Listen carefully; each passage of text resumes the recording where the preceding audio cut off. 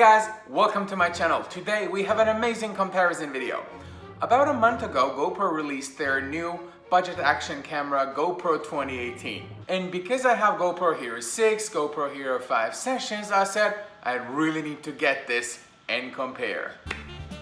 I already did spend quite a lot of time on it and I will keep spending some more time. So please subscribe to this channel. In about 5 days, that comparison video will be here. I'm sure you will love it.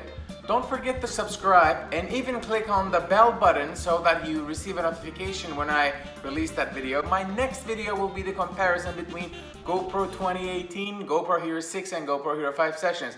I might even compare it with an iPhone 8 Plus actually, but let me know in the comments what exactly would you like to see. Low light performance, this and that. Please make sure that you put those ideas down below. I am going to provide you an amazing review. You know what? Until then, take great care of yourselves and take a look at the other videos that I have in this channel before I release the 2018 GoPro Hero video. Thanks for watching and stay tuned.